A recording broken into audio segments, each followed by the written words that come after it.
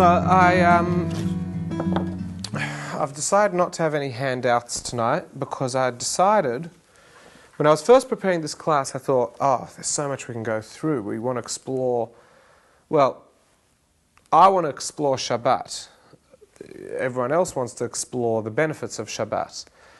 So I thought, well, there are so many good texts that I could use. And then I realized, no, because who learns from texts? We go through school, and we learn texts right through school, and texts are great reference points, they're not great life points. What I want to do tonight is really tear a concept apart and explore it a number of times over from different angles.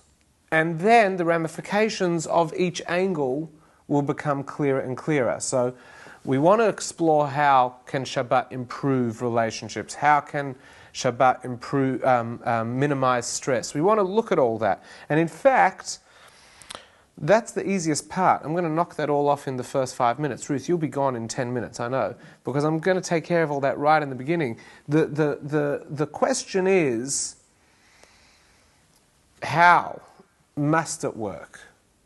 The reason why that's a real question is because today I did a meditation class here during lunchtime, and there was this guy who comes here just to do generic mindfulness meditation, but when he's not here, he does another form of meditation, and he wanted to know, how does it work? Does it conflict? I said, it doesn't conflict, it all does the same thing. He goes, what does that mean? I said, most of the meditation systems out there today, all are there to do the same thing. Alleviate stress, help you focus better, help you sleep better, help you this better, help you that better. And I seem to be saying it in such a judgmental, negative way because they are all the same. They've all picked the eyes and the nose and the mouth and the teeth out of it, and you've been left with the same generic stuff. This one uses a mantra, this one uses your breath, this one uses this, and this one uses that. But they're all getting you to focus on something. All of them are following the science that if you can breathe, if you can slow, take more control over your thinking so that you don't think about your thoughts as much, of course you're going to be better off. The difference between the meditation systems is not in the delivery. The difference is what each meditation system wanted to achieve with its practitioner. So Vedic meditation wanted to achieve this, and Buddhist mindfulness meditation wanted to achieve that. Hasidic meditation wanted to achieve this. Kabalistic meditation want to achieve that. Hindu meditation, you have all different things, and what the meditation is just a carrier. And the metaphor that I gave was a van. So vans move things.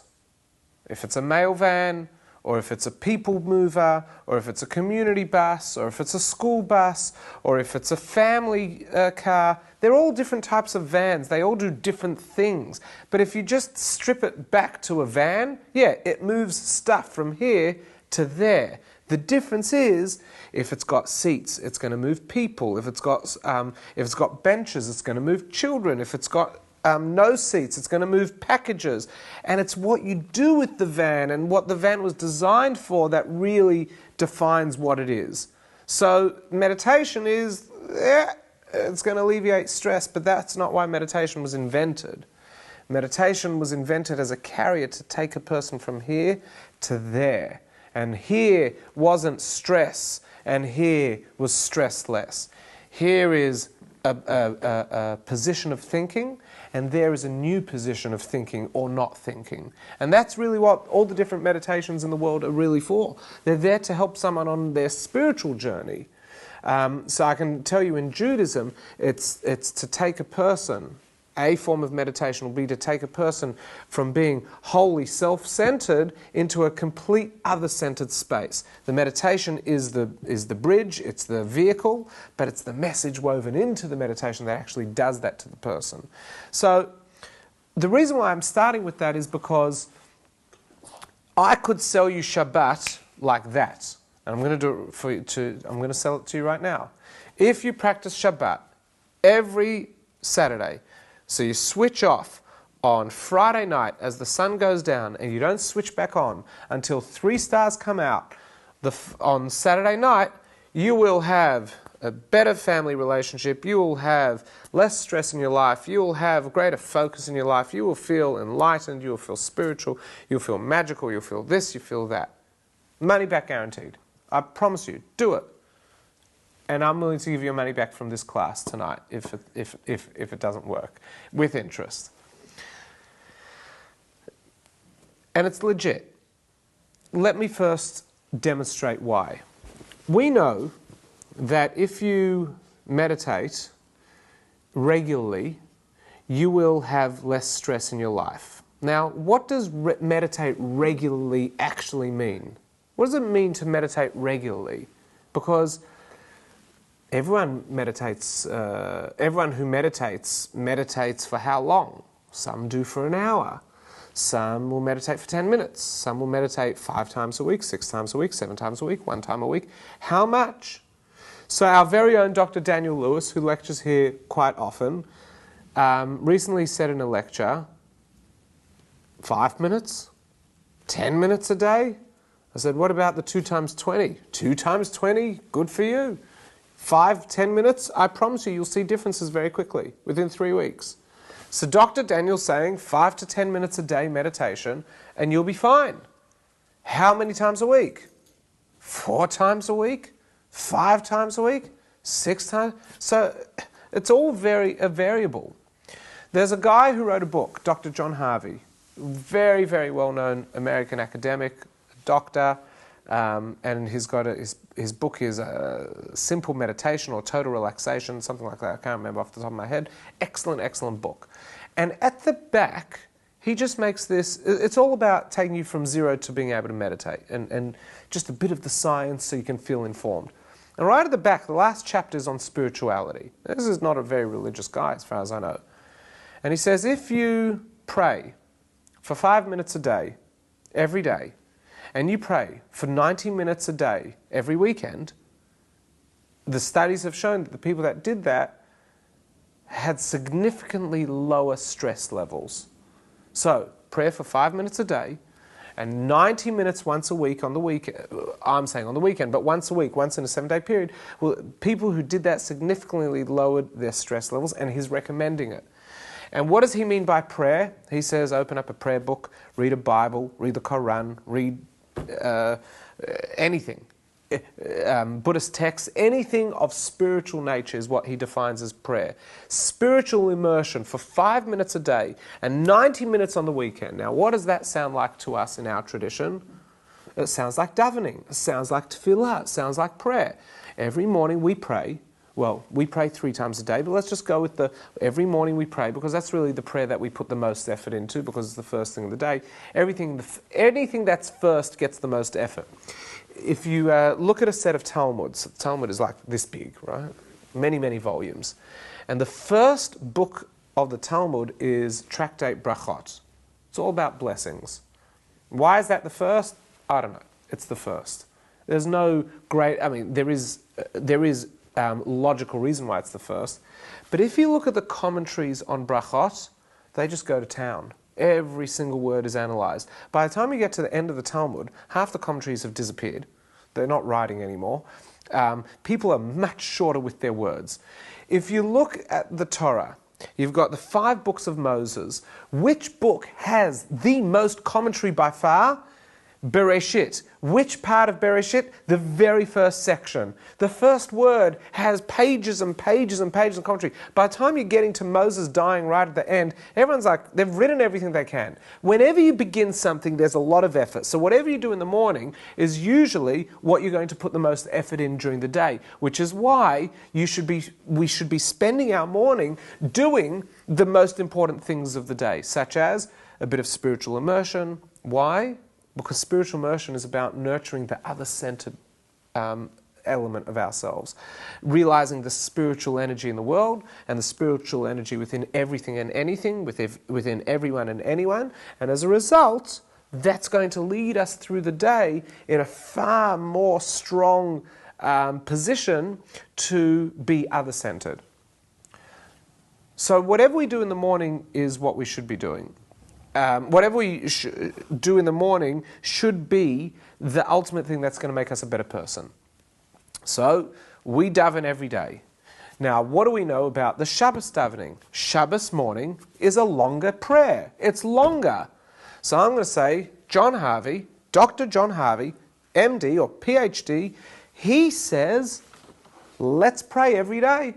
Let's daven. Or let's learn a bit every day.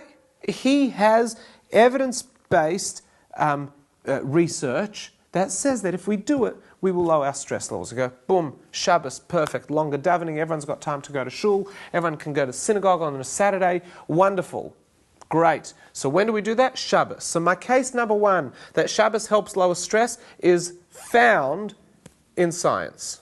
Excellent, excellent. Let me give you another thing. What else do we do on Shabbos?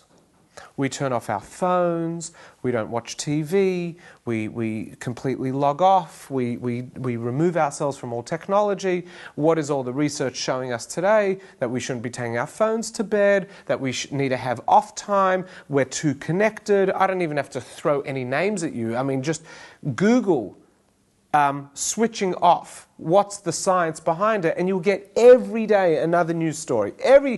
Basically nowadays, if it's a slow news week, you will always find this article in a slow news week in a magazine or newspaper. Don't take your phone to bed at night. It ruins sleep. Do you know how many articles just focus on that? And there's nothing new in any of those articles that the articles haven't already said. But it's so easy to put that on a page because we all do it. Well, at least everyone I know does it. Not everyone here apparently does it. But it's still common enough that most newspaper readers are doing it, and that's why they put it. They go, oh my God, that's me, that's me, that's me, that's my story. And what does Shabbos do? At least once a week, we have a complete log-off, a complete disconnect. What else do we know is a cause of stress? We know reading the news is a cause of stress. What are you not allowed to do on Shabbos? Read the news. You say, oh, because it's not all digital. No. You're not even allowed to read a newspaper necessarily on Shabbos. It's against Jewish law to read a newspaper on Shabbos. Unless it's a time of war, in which case, once upon a time, that's how you found out the news. Remember, news wasn't a daily thing once upon a time, 200, 300 years ago. Many news stories spread by the mere knocking of a leaflet or some sort of important poster on a tree or a town square. You knew the news. Now, Jews were allowed to read that because often it was a time to get out of town, boys, before you get killed or persecuted, whatever it is. And so you were allowed to read it if it was a Shasat Chak, if you knew it was a time that your life was going to depend on it. Otherwise, you can't read anything but spiritual content on a Shabbos. There's a little caveat, and we'll get there a little later. Maybe. The caveat is if it's going to bring you pleasure and it's not going to cause stress and it's neutral information, it's not business related, it's just because it's so fascinating. The contemporary halachic writers say no one reads the news today for the news. We read the news for entertainment. And therefore you're allowed to read the news on Shabbat because it's not like you really care. Unbelievably cynical, and yet there's such truth in there. But however, we wouldn't be allowed to read the business section because we don't deal in anything to do with finance or business on Shabbos, which leads me to the next stress. What's the next big stress in our life? Our work. What are you not allowed to do on Shabbos? Work. Talk about money, engage with money, engage in any business talk. So you just kind of leave all that away. I could keep running through every aspect of Shabbat as being a stress reliever. It's incredible. And what do we have? Once a week, every week, without fail, of our life, we completely log off. The science that would justify Shabbat is so strong that there is a new movement that has arisen in Europe and America called the secular Sabbath. The secular Sabbath is this unbelievable chap. Someone's had this great idea where they're promoting this idea that every Saturday we should just log off. And it's taken off like wildfire. People think it's genius. And for some reason, nobody trademarked Sabbath. So now there's some guy promoting it as his idea. He doesn't say it's his idea. Of course, he's taking it from an inspiration of something older. But there is a movement that says this is a good thing if humanity could just log off. Okay, that's number one. Listen, by now everyone's keeping Shabbos. If not, let me talk to you about your family. how does Shabbos help relationships? Well, there's a lovely phrase that popped up in the 40s or the 50s or the 60s, probably the 60s, because that's when all this started coming crumbling down, is that families that dine together, what is it? Families that dine together live together, or stay together. Families that dine together stay together. Interesting. And this is a line that became more and more popular in a time that families started dining less and less. With thanks to the TV, that was the first little nail in the coffin, that dinner moved from the conventional dinner table to the couch with those little cool desks, and everyone ate their meat and taters and peas, and everyone watched TV together, but that was also the end of communication, and then it would go from there. That wasn't the only thing. There are probably a million other factors that really have moved us to a point where everyone lives a takeaway dinner life in the family home. I only realized a few years ago that often I wouldn't eat dinner with the kids. I don't know why. I just didn't do it. And then I said to Rachel, like, why don't we eat as a family? She said, it's not why don't we eat as a family, it's why don't you join us when we're eating as a family. So I didn't even notice. Like, some nights I would and some nights I wouldn't. It wasn't even a thing that I was aware of. Oh, sometimes I come home or sometimes I've got to go out. So it didn't even occur to me, hey, I should eat with the kids. Maybe it's because they were younger now, and 3 years ago, that, you know, 2 of them are already old enough that we should all be eating together as opposed to in high chairs all together. I don't know what changed. But families that dine together stay together. That's the phrase. And there's a lot of science to back this as well. Why? Because the dinner table is a place that there's a lot of debriefing, there's still open communication, and it nurtures the relationship, and it allows for open communication to continue in as safe as a family dynamic can, because if you've got teenagers, it's going to be different. If you've got younger kids, it's going to be different. However, that concept of the family unit remaining intact is very much built around food. We know food has an incredible impact on people. Everything all the way back, if you go back to the cavemen and you read any anthropological study, it talks about the importance of food as being a rally point for human beings. And therefore, families that rally around food end up higher statistics, higher probability of actually staying together, or at least having that open communication. We see that with communities that put on a good kiddush, shuls that have food, synagogues that provide. People come. No food, less people. Or, if there's food, stronger communities. So synagogues, get this, when I was at a conference 2 years ago, just over 2 years ago, 2 years and a few weeks ago, I was at a conference, and it was a conference primarily discussing young adults. Okay. And the question was, what has been proven to be the most successful sort of program that brings young adults to an event that leads to positive change in their life? So you want to take them on a spiritual journey, or you want to take them on a journey that will help improve their relationships. What are the 2 sorts of events that really help create change in a young adult's life? And you know what the 2 answers were? Friday night meals, so sharing a meal experience, and trips to Israel, which really, if I really had to strip that away, just for this moment, going on a prolonged experience that provides for everyone to be vulnerable with one another. So if you're going on an overseas trip for 10, 11 days, you spend a lot of time together, there's a lot of vulnerability, there's a lot of openness, and that leads to change and sharing and all sorts of positive things, as does food. So what do we see? Shabbos, every Friday night, what does the traditional South African do? They sit around the table eating. In other parts of the world, it's actually Saturday, that's the traditional meal, but whatever it is, Shabbos, families sit around together, even if they're not religious. It's a time that we come together and we eat. And what does it do? It actually holds the family unit together. Imagine every week it was enshrined in the family constitution that we're going to eat together. That's what we're going to do. You don't like it? Well, that's how we do it. There won't be any dinner earlier, there won't be any dinner later. And then it gets even better. We've got all the popular foods. We've got the bread, and we've got wine, and we've got meat, and we've got fish, and we've got all sorts of things. So far, we've got families will stay together because of Shabbos. There's no shortage of reason in that. people will stress less over Shabbos. Now, of course, if you're just doing this, is it really going to help? I'm going to get there shortly. Let me go and start throwing a few spanners in the works. Actually, you know what? I'll give you one more. When is the ultimate holy, inverted commas, because it's an interesting word, holy. When is the most mystical, cherished, special time for a couple to have sex? Have a stab. That's right. Friday night, on Shabbat. It says that the tzaddikim, the righteous people, have sex on Friday night. It's a special thing because we know that sex in Judaism is considered a very beautiful thing. It's a very holy thing. It's a very spiritual thing. It's the very, very essence of two people coming together. That's a good thing. Va'amech kulam tzaddikim, and your people are all righteous people, and therefore we all, in theory, when is the one night that it's seen as really a special thing? When should a husband and wife get together? Friday night. What do we see now built into the Jewish life cycle and style of living?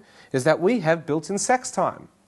Now, this actually is part of interesting studies in America that show that Jews, religious Jews, actually have the most active and one of the longer-lasting sex lives of all different denominations and groups surveyed in America. And that's because of a number of things. We've got on and off times every month, but therefore you're forced into separating, and therefore you kind of like slingshot every month, like there's pullback and then release, pullback and release.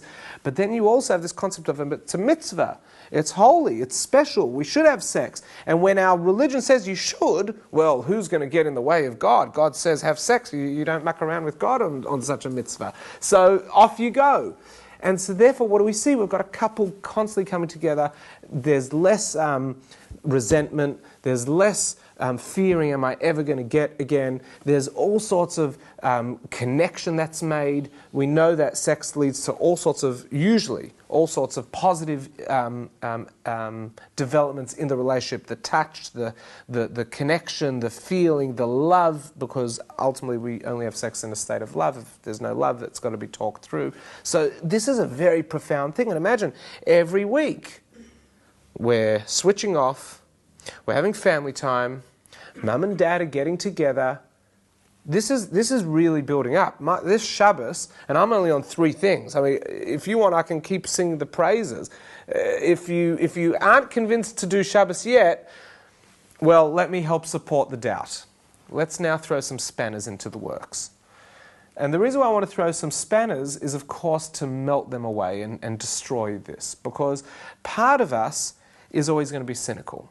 So the cynic inside will say, hang on. Menachem, you said Shabbos is a superfood. Now, when we start drilling down, superfoods aren't real superfoods. Like if you eat an immense amount of kale, I reckon you'll probably get kale poisoning. You won't die from one thing, you'll die from another thing. If you eat an incredible amount of blueberries, you're going to die of something else. If you drink an incredible amount of wine, it may help digestion, but it's going to digest your liver while it's at it. If you do any superfood intensely, it can't be good for you.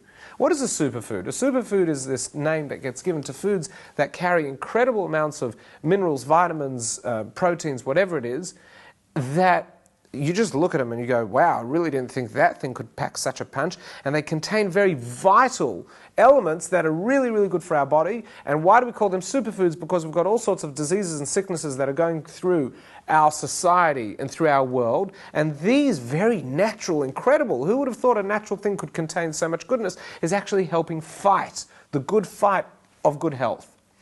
And the other thing about superfoods is as soon as something has a superfood, you know it's got an expiration date. You know that within 3 months, this thing's never going to be spoken about again. Kale got 6 months. No one talks about kale anymore. In fact, if you make kale chips now, you are so 2013. It's like, you know kale, you know that nowadays it's mushrooms. That's the big thing.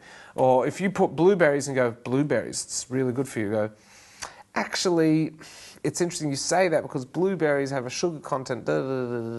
So as soon as something's labelled superfood, you know, Dr. Oz, Dr. Fit, all the TV doctors, they're all going to be all over it until the next one comes out. What? Quinoa. Quinoa. And don't forget chia seeds. Chia seeds, because everyone knows the South American warriors all ate chia seeds before they went to war, even 3 days before. And the other thing is that they're really small and you can keep them in a pouch, and if you put them in water, then they blow up. Wow, it sounds like tapioca, another very important food. Very, very important. You can tell I'm married to a very smart girl. I know everything. You show me a man that can rattle this stuff off as quickly as I can. I've got a great wife. And you know what? I'm fed good food. And that's why I look as good as I do. Class dismissed. So the problem with superfoods, with that term, is that we know that as good as it is, surely it's not as great as everyone's making it out to be. Or it can't be the only thing. And sometimes when the research says, you know, if we only would eat this, like chocolate, like if you just ate a square of chocolate, or if you just ate this, it would be very, very good. The Mediterranean diet is a very, very good diet. They've written books and articles. Everyone's into the Mediterranean diet.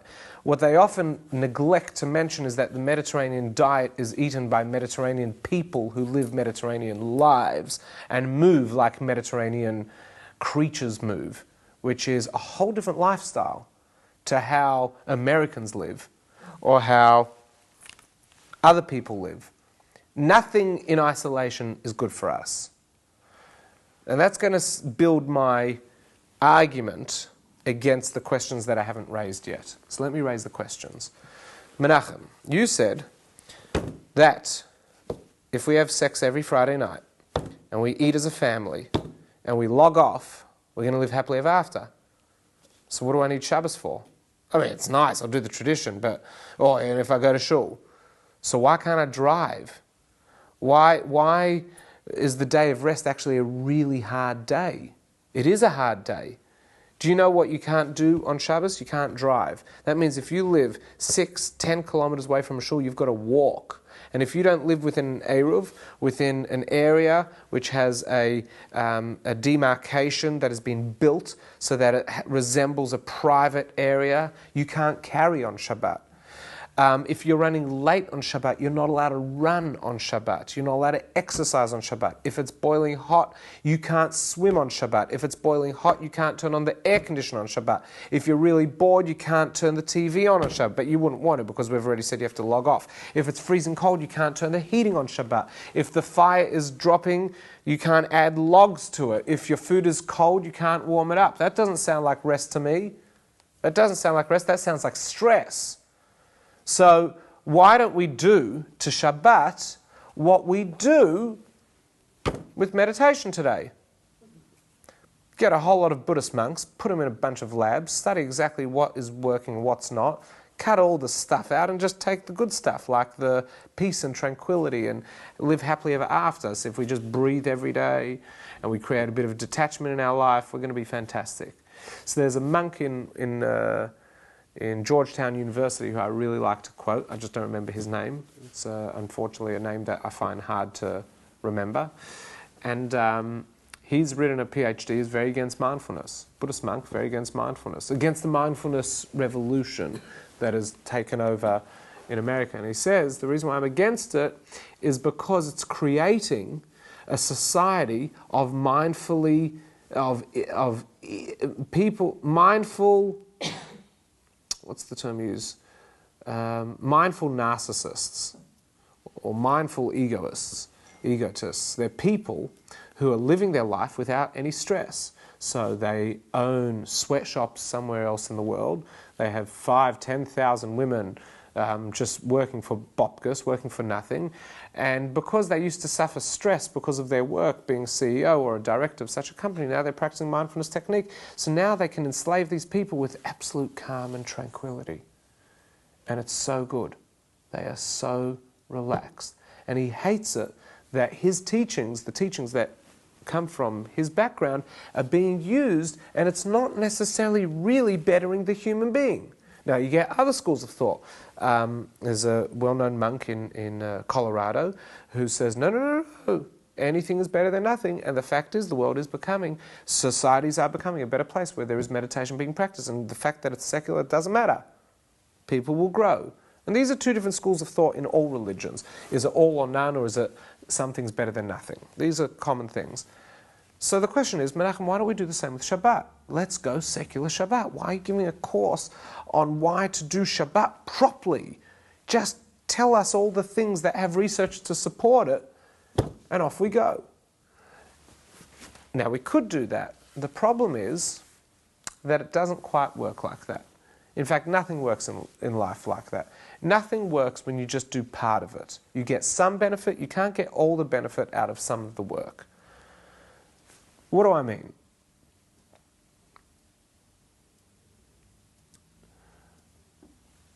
People find, I want to use a couple interesting examples. There are religious Jews who are chain smokers. It exists. Chain smokers. Now, a chain smoker by definition is a highly addicted individual. Highly, highly addicted to cigarette smoking. Any element of stress, they're lighting up. When they've put a cigarette out, they're lighting up the next one. These people exist. We know such people, and they exist. Religious Jews are no different. You are not allowed to smoke, light a fire, or anything like that on Shabbat. And there are plenty of chain smokers who don't smoke every Shabbat. They just don't smoke. The sun sets, there's no cigarette. The stars come out the next night, they light up. And they don't walk around with the shakes, and they don't talk about all day, oh, I need a cigarette, oh, I need a cigarette, oh, I need a cigarette, because who wants to hang around such people? How do they do it? Do they struggle? Yes, of course they struggle. But if you talk to a chain smoker and say, you should really just stop smoking for a day, most of them say, I can't, I'm addicted. So how do they do it?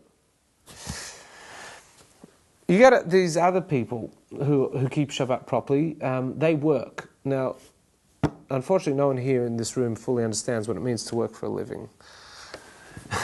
Being facetious. Everyone in this room knows what it means to work. Thank God we live in a country where you want to live, you got to work.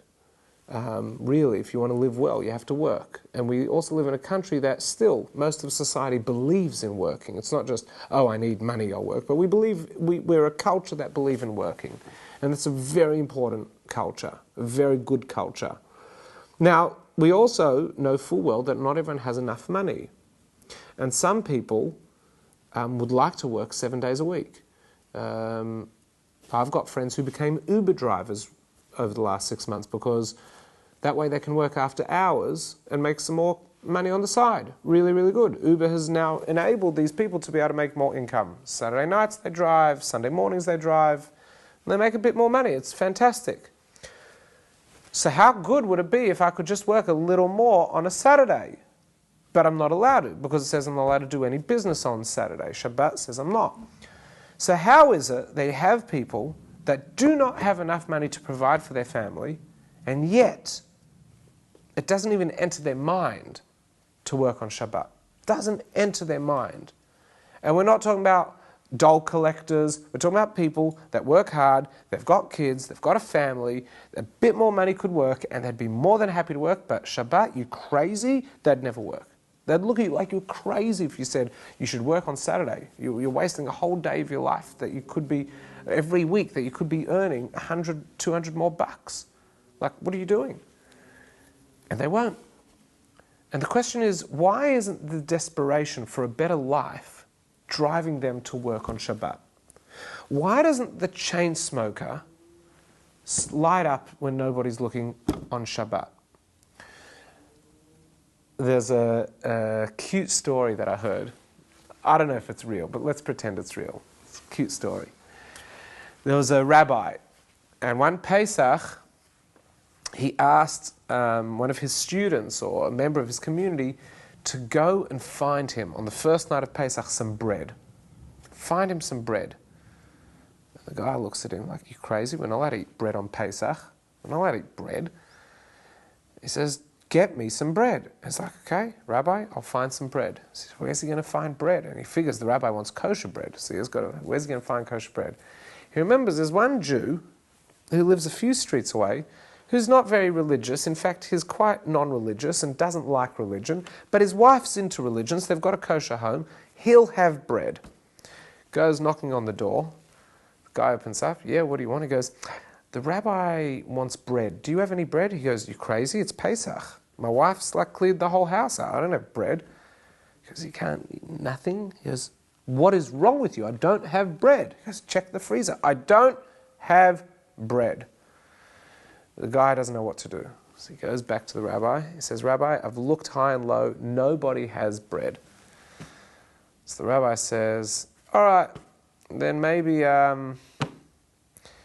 get me some, I don't know, get me some marijuana. Just get me something. What do you want marijuana? He goes, yeah, just something small. I need something. Okay, where am I going to find marijuana? I'm a religious Jew. I wouldn't even know where to begin such a search. So he figures he'll go back to the guy who he thought would have bread, go back to his house. Maybe he's a dodgy bloke. Goes, knocks on it, he goes, you're back again. I don't have bread. He goes, I don't want bread. I need some, the little bag of marijuana. The guy says, okay, for who? He says, for the rabbi. He says, okay, for the rabbi I've got. 1 sec. Goes, brings a little bag, gives it to the man. Man brings the bag, very nervously, comes to the rabbi, says, Rabbi, here. He goes, where'd you get this from? Someone in the community has. Takes the bag, he looks up to heaven, he says, God, bread, there are no police. There are no jails. There is no law. You won't kill them if they have bread. They have no bread. Marijuana, the police are after everyone. There is a jail sentence for this. There is a crime that's been committed. And in 5 minutes I could get it. What don't you get about your pious people who, when there are rules, you're ruining them? When they can do it out of love, they can do it. And the rabbi then turns to the student and says, and this is how we need to govern society. Not with oppressive rules, but with the laws of love. And it's an incredible lesson. An incredible lesson. That if you can empower someone to see a deeper meaning, they'll go along with it. But if you try to overpower someone with the law, you're never going to get the message to sink in. It won't work. So, what we see from this story, which is not a true story, so I'm not trying to use it as proof for anything, but I'm using it as a metaphor, is that when you feel that something is right, it is a lot easier to deliver than something that you may know to be right, but you don't necessarily agree or connect with. And I think we can all identify with that. We can all identify when something is real to us, we can go along with it. And when it's not real to us, it's very forced and very hard. The reason why there are some people in this world who are chain smokers who don't smoke on Shabbat, who do not have enough money and don't work on Shabbat, is not because they're not allowed to. It's because of their conviction and their belief of what Shabbat is, and therefore when it says they're not allowed to, it's a lot easier for them to go through with it. As opposed to if you told the chain smoker, on Tuesday you will not smoke, they will struggle. And if you tell someone who needs the money, by the way, won't you take a public holiday, grand final weekend? They're like, are you crazy? I can't take off. I need the money. I need the money. So why is it that we can take off on Shabbat? Is not because, it's got all the perks, no stress, because you know what? If we really didn't want stress in our life, we would be living very different lives. If we really wanted better relationships, we'd be living different lives. If we really want to be healthy, we'd be living different lives. But knowing isn't it. Knowing doesn't help us. How many articles have you read on what you should and shouldn't eat? How many movies and docos have you watched on not eating sugar? And who eats sugar? Most of society eats sugar. So knowing it does not help. Knowing it does not help. Rather, getting to a point of submitting to something higher. When you submit to something higher, all of a sudden things change. Let me give you an example. Marriage. Marriage. Early days of marriage, like the first couple years, there's a lot of discovery. And one of the things that you discover early in a marriage or in a deep relationship is that you need to give up on yourself. You need to sometimes give the other your space. And when you and what is love? Love is when you can do that without feeling anxious or nervous or upset, where you're actually feeling quite positive that you're giving away of yourself or what is yours to them. And what do you get in return? Nothing. They're happy, and that makes you happy. I know I sound like a Holocaust survivor. I'm just happy that you're happy. No, really, no guilt. Just make sure you visit me tomorrow. So, you can tell what sort of background I come from. So, what is that love? Love is when you can give of yourself and be happy that you're giving, not because you're receiving. So, what is that? That is a point of not where I read the book on marriage and the marriage says that I should, if you really want me to leave the toilet seat down, I'm going to leave it down because that's what the rule is. That's the rule. Or the rule is that I should really take the rubbish out, so I'm going to take it out. That's not love. Those are rules. And a marriage built on rules is going to fail. It's going to fail because marriages aren't built on rules. They're built on affection, on emotion, on feeling, on attachment, on the non-tangible stuff, on the unwritten stuff, that the rules are really, we have no other way to write this, so we're going to call them rules. We're going to try to give you a framework to live in. But if you worship the framework, it's going to fail. However, if you worship what is inside the framework and you use the framework as guidelines or measures as to whether or not you're doing it right, it's going to be beautiful. So if you leave the toilet seat down, I know it's a crazy thing, but I've done a few couples classes in the last few days, so that's kind of where my head's at, because that's where they're all up to. If you leave the toilet seat down because that's the rule, you're not doing anything. If you leave the toilet seat down because you know that your partner doesn't want to have to touch the toilet seat because never in her life has she ever had to, why should she start just because you've moved into her place or she's moved into your place? Leave it down. Why put her through that incredible trauma of having to touch a toilet seat? I don't want to do that, so I'm going to leave it where it is. That's love. It's not a rule. It's the realization that you want to give for the other. So marriage is not, hey, here are the rules for marriage. Have sex every Friday night. Make sure you eat as a family. And also, always remember, log off when the sun goes down. It won't work. It doesn't work like that. The difference between practice and religion, or practice and a spiritual system, is that the spiritual system dictates your life because you want to connect with something higher. The rules are oppressive if you're following the rules. So let's take, when cars first started, you know that there were more road deaths in the beginning of car history than there are today. Because no one knew what they were doing. Drivers didn't know how to respond to people on the road. People on the road had no idea how to respond in a sudden crisis of a car coming hurtling down the road towards them. No one knew what to do. But they all wanted to preserve life. And so they created rules. You're not allowed to walk on the road. Or a car can't drive above a certain limit. Why? Because people are dying. It's not cool. So that's it. It made sense. It made sense. So people stopped. So people started keeping the rules. Today, do you know what happens when you drive through a 40 zone?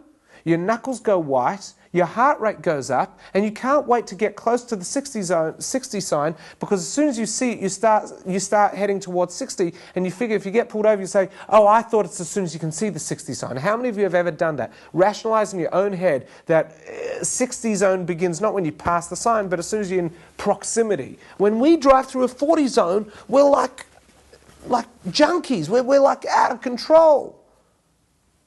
But if we were driving on the road and we said, oh my God, there's a school, there's a hospital, kids are always kicking their soccer balls and footies, a kid's going to come jumping out and I might hit them. You're going to hit the pedal, you're going to brake, you're going to slow down. I don't want to kill a kid. If you drive near a school being petrified of killing a kid, trust me, you don't need a 40 zone. You don't need the sign. The sign is just there to enshrine the spirit of society. We don't want to kill kids. We all know that wiping off 20 is probably going to help. I don't want to kill a kid, so I'm going to drive safely. So I adhere. How safe is safe? I want to drive 20. The government says, nah, you don't need to drive 20. It's good that you're that cautious. 40's fine. So the rules are there to indicate, are you going about this right or wrong? That's what rules are. We don't worship the rules.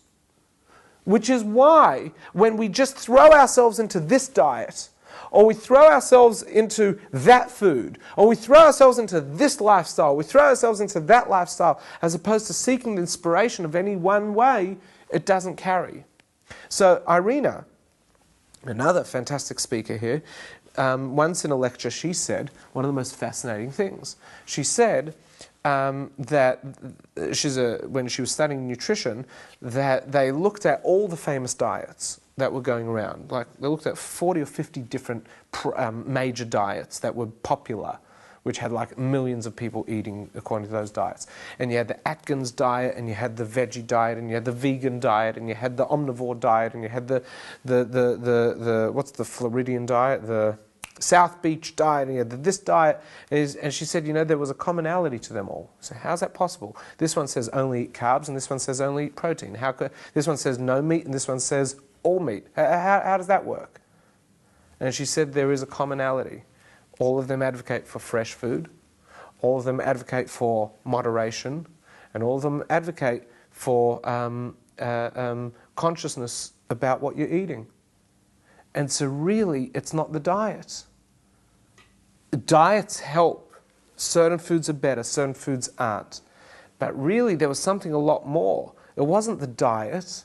It's cutting out all that rubbish that we eat from the middle aisles of a supermarket, cutting out all that additional, that was the other thing, snacking. They were all quite anti-snacking unless it was like a fruit or veggie snack, I suppose, and also having there was a structure to how you ate. So some had 5 meals in a day, and some had 3 meals in a day. Some had 1 meal a day and 1 juice, but whatever it was, there was a structure to you. That's what I meant by conscious eating.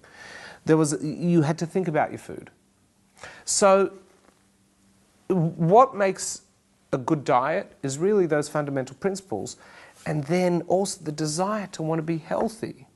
The people who want to be healthy last on their diets, on their food consumption. The people that need to fit into a dress or a suit, as soon as they can fit, and the moment to wear that suit or dress has passed, it's done. It's done. So, what makes Shabbos Shabbos? So first I'm going to say something crazy. Take it or leave it. Judaism is perfect. Not meaning everyone needs to be Jewish. Meaning that as a collection of teachings, it wasn't put together by a think tank of psychologists and nutritionists and psychiatrists and biologists and oceanographers and zoologists and what are we going to say about animals? Well, we've got Craig here from the Department of Zoology who's got some really fascinating things about how we should treat animals. We've got a wonderful human rights lawyer here who's going to talk to us about how to enslave and not enslave people, how to give rights to people. We've got a fascinating psychologist who's got everything to say about how to keep a family together. The Torah wasn't put together by a consensus of great researchers. Judaism wasn't invented by a group of a university. It's a collection of teachings that was filed quite beautifully in a 40-year period by Moses, of which much came down from that mountain, and the rest were from his quick conversations with Hashem in the Mishkan. And he says, people, crazy. You're going to have to give 10% to charity. Next day, people, about the new fruit. That's not yours. You'll have to bring that to the temple. People, when you capture a city and there are people there and you want to enslave them, there are certain rules about their employment. People, by the way, you must write a prenup before you get married. The ketubah is a prenup. Just in case you don't decide to look after your wives. People, I've got just a quick thing here to mention. One rabbi came up with so many good chaps, or is it that this spiritual teaching is perfect because it's spiritual? And of course there are going to be physical and social benefits as a result of keeping it. So Yiddishkeit is actually quite beautiful and quite perfect. Let me get into Shabbos. I've shown you the benefits of Shabbos. But Shabbos is only going to work not if you follow the rules. It's not going to work if you do 5 minutes of meditation every morning. If you immerse yourself is how it's going to work. I know I sound like I'm repeating my Rosh Hashanah drasha already. If you immerse yourself, it's going to work. Immersion is where it's at. And immersion doesn't mean saturate yourself with rules and become overly religious overnight. It means if you're doing this, allow yourself to do it properly. Allow yourself to not do it because it's good for your health, it's good for your relationship, it's good for this. Do it because this is the will of something higher, and I want to be a part of something higher, something greater. I want to be a part of the infinite. I want to connect with the spirituality and the holiness of all, including the spirituality of time. Now, what does that mean? The spirituality of time. We understand kosher is the recognition that food is spiritual. There are certain things I can connect with through eating and certain things I can't connect with through eating. We know love is about the spirituality of connecting with people.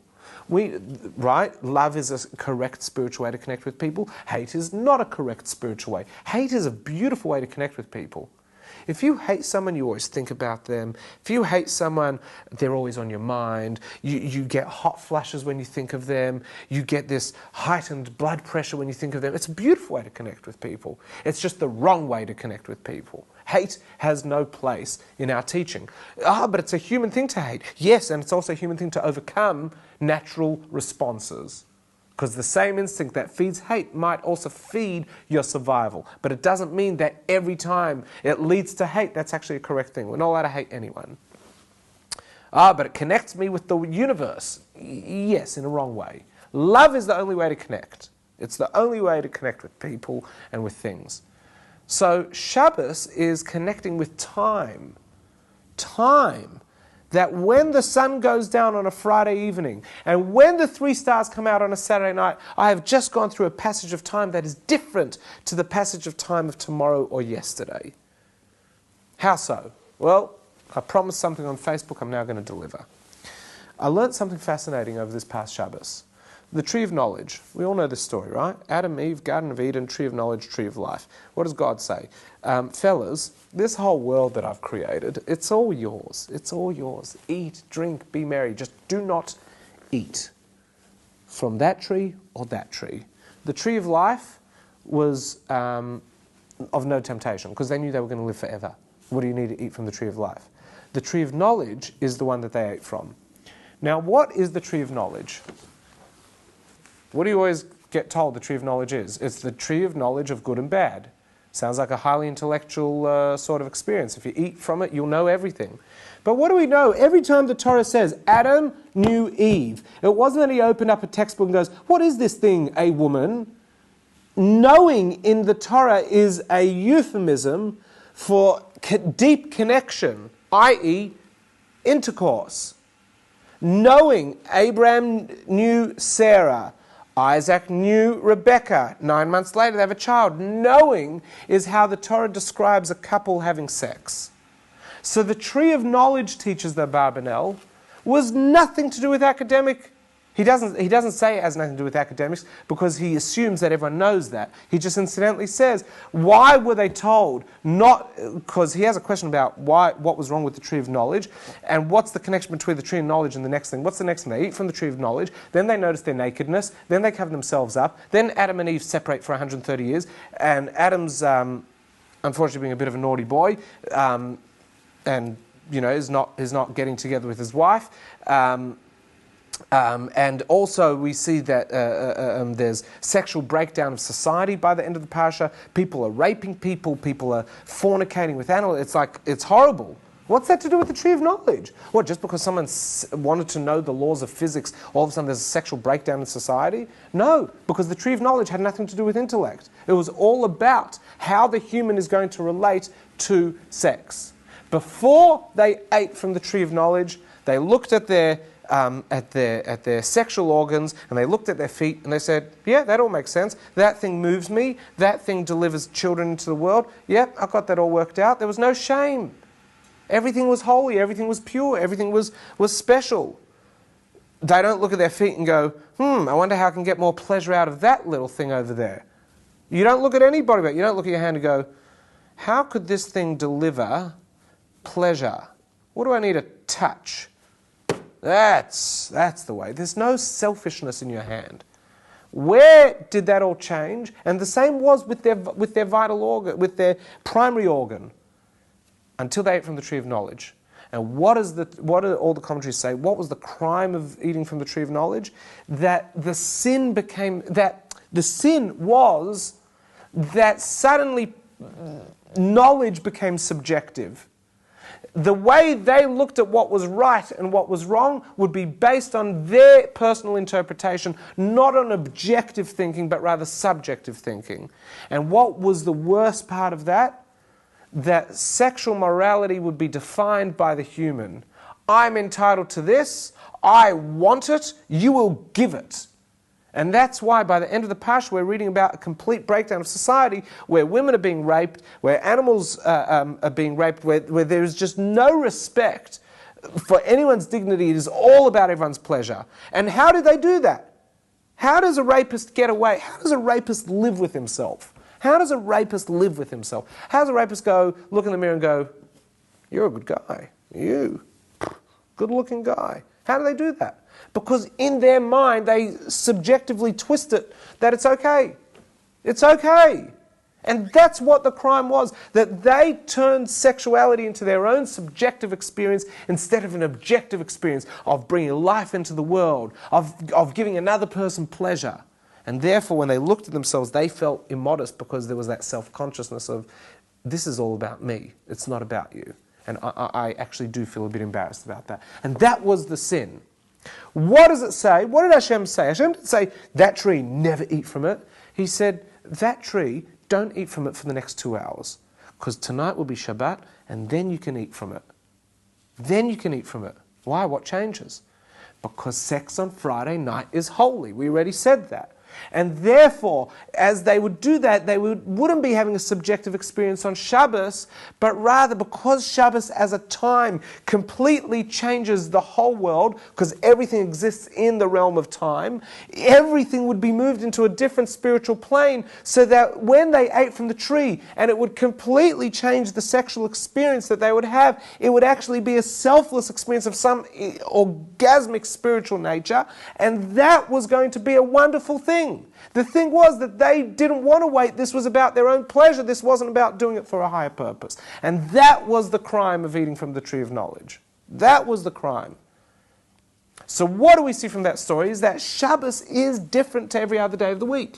Which means if you do Shabbos on a Tuesday, if you meditate for 90 minutes every Tuesday, and 5 minutes every other day. If you eat as a family every Tuesday night, if you get together with your spouse every Monday night, if you do all the things that you do on Shabbos, it probably will not work. The scientists will say, rubbish. I'm willing to say, test it out. Because you know why it won't work? Because who's going to do it? Who's going to give up a Tuesday?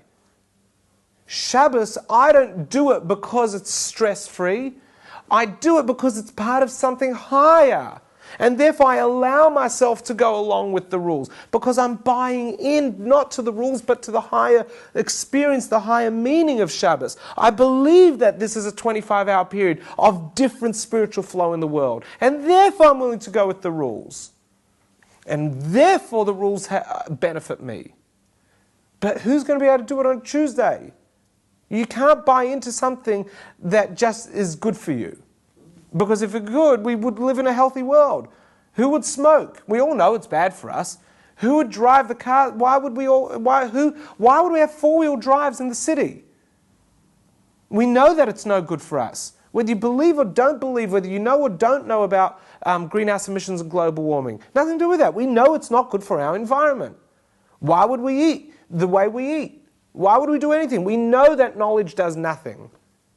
Buying in, being a part of something more meaningful, being a part of something great, being part of something loving, that we buy into. And that we do crazy things for, like not smoke, and not drive, and not work.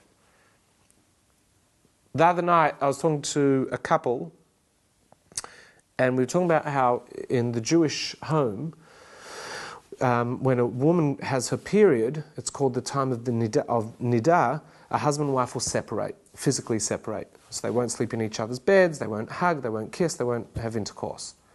They separate. And that will last for the 5-6 days, however long the period goes for, and then 7 days after, and then a woman goes to the mikveh, and then the couple come back together. And I was talking to them, and I said what this does is it forces a couple to develop many different languages of communication. When you can touch, your communication is physical. You hug, you kiss, they're all forms of different communication. When you can't hug, you've got to communicate in a different way. It's called words. When you can't say words like sweetheart, when you can't talk romantically, you need a new language. And so you're forced to develop a new language, and you talk about things that aren't going to impact on your sex life because you're not going to be having sex or romance this evening. You can talk about difficult things. Every month, you know that there is a week and a half, 2-week period where you really can talk about serious things. And I said one of the interesting things is that during the period, you don't touch. And so the girl says to me, she says, Menachem, it's dafka. She didn't use the word dafka. It's deliberately when I have my period and I'm emotional that I would like a hug. And her fiance's sitting there, and he looks at me like, you're crazy. I said, I'm not crazy. You're just being human. I understand what you're saying. So he said, how do you guys live? I said, you can only do this if you both buy in. You can't go along with this if you don't buy in. He said, what do you mean? So I said, if I would hug my wife, if I would hug Rachel when she's in nidah, when she's had her period, and she's feeling emotional, or she's feeling sad, or whatever it is, if I hugged her, she would be mortified and yell at me and yell at me to get out of the house. But you're crying. But we both buy in to a philosophy and a spirituality that says this is not a time to touch. And therefore, not only do we not touch, we willingly don't touch. Now, is it easy? Is it easy for me as a husband to see my wife crying and I can't give her a hug? Is it easy for her when she sees me on the couch, sitting opposite her, looking at her with big bowling ball eyes, and I wish I could give her a hug? Of course she'd love a hug, but she doesn't want the hug, and the hug would probably hurt her more than if I hugged her. Because we subscribe to a belief system that says that we don't hug then. So when you allow yourself to immerse yourself in something, it's actually not harder, it's actually easier. It's easier. Shabbos is only easy if you're willing to go along with Shabbos. It's not easy if you're trying to keep all the rules for the rules' sake. I'm doing it this way and not that way. I'm trying to get the perks, but I'm not willing to subscribe. Because ultimately, what am I saying? What's this whole shir been about tonight? That it's about the giving up of our own ego. Giving it up. I want to, yeah, but I'm a part of something greater. I have a neshama, I have a soul, I am connected to something higher, like every other person in this room, just like every other being in this room. We're all connected to something higher, and that something higher has willed that humanity, or that a segment of humanity, not do certain things on the Shabbos day. How did Hashem come up with the concept of what is work? Oh, easy. Nothing to do by what our definition of work is. Because if it was our definition of work, then a lot of things we're not allowed to do we would be doing, and a lot of things that we do we wouldn't be doing. The definition of work is what was involved in the building of the Mishkan, what was involved in the building and the operating of the temple when the Jews were in the desert. Anything that was involved is considered work. So that's such a weird definition. No, it's not. Because a temple is about creating a spiritual location in society. The whole purpose of why we exist is to build a spiritual edifice in this world, to make this world a spiritually conscious place, to be mindful before we eat, to hug another person, to immerse ourselves in water, to respect nature, to protect the animal kingdom. That's what we're here. Why? Because it's all holy, it's all good. We need to respect it, we need to connect with it, we need to own it, we need to feel it. And what is a temple? A temple is a symbol of all that. And therefore Hashem said, whatever's involved in building a temple in the community as the Jews were traveling through the desert, that is the definition of work. Because what is work? The reason why I put you in this world. To work on making it a spiritual place. I consider work this. Hashem says, I don't give a toss what you consider work. I didn't ask you for your opinion. I put you in this world to make it a good place. The fact that you want to make it a bad place has nothing to do with me. I'm not defining work by what you, society, humanity, consider work. I'm defining work by anything that's involved in building a spiritual edifice in the community. So what, we're not meant to build spiritual edifices in the community on Shabbos? Hashem says no. No. Building is what you do 6 days a week. On the 7th day you rest. Now, last point. Rest, So as in sleep. There is no... It doesn't say in the Torah on the 7th day Hashem slept. It said on the 7th day Hashem rested. He ceased to be proactively creative. He became passively creative in that he maintained, he didn't create new things. Resting means to cease what we are doing. So, we rest on Shabbos. We don't do what we do during the week. We do different things, like we spend time with ourselves. We completely log out, not because that's what you're meant to do, but that's just what we do. And we actually don't sleep on Shabbos. We try to be up and focused on personal growth, on spiritual growth. We don't on the phone. We don't leave town. You're not allowed to leave town on Shabbos. You don't travel. You don't distract yourself. You just be on Shabbos. That's what we're meant to do on Shabbos. Which I suppose science really likes, because there's nothing more therapeutic than doing nothing in a meaningful way. So that's what we're meant to do on Shabbos. So where does this whole sleep thing come from? It also says on Shabbos that you should have pleasure. So anything that brings you pleasure and is within the gamut of the rules of Shabbos is Shabbos. So if you want to know what Shabbos tastes like, eat meat. If you're vegetarian, don't eat meat. Eat vegetables. Eat fish. If you're vegan, don't eat fish. If you're tired, sleep. That feeling of falling asleep, you know, that pleasurable feeling of where you're drifting, that's what Shabbos feels like. And you know what it feels like to go for a nice walk in the sun? That's what Shabbos feels like. And you know what that's like when you sit and meditate? That's what Shabbos feels like. Whatever you do in a pleasurable state on Shabbos is Shabbos, because Shabbos is a time that engulfs all the actions, provided the actions are actions to do with the pleasurable experience in honor of what this day is, Shabbos. And I think that I have covered what I'm meant to cover tonight, which is that Shabbos, the science makes sense, that it's good for our relationships, that it's good for our health, that it's good for our stress. But Shabbos is not a stress reliever, fever reducer, relationship builder. It's so much more than that. And this is something beautiful about MS, truth. What's truth? What is so good about the truth? What's the best part about telling the truth? You don't have to remember what you said. It's actually effortless to tell the truth. You don't have to create anything. You don't have to invent anything.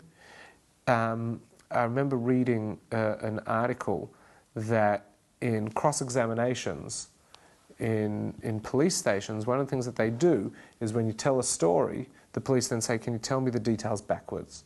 Because it's virtually impossible to tell a made-up story backwards, fluently. However, if it really happened, I can tell you exactly backwards of how I came here. I can tell you exactly the route backwards, because I'm just going to replay it in my head backwards. It's not hard. I'm not reinventing, inventing, trying to guess, second guess. The truth is effortless. MS is effortless. And so Shabbos has all these good products because it's the truth. It's easy. Of course there's going to be natural flow on, because it's a good thing, it's a truthful thing, it's a real thing. And all the science that says that it's true isn't what Shabbos is, it's just validating things that we've always been doing.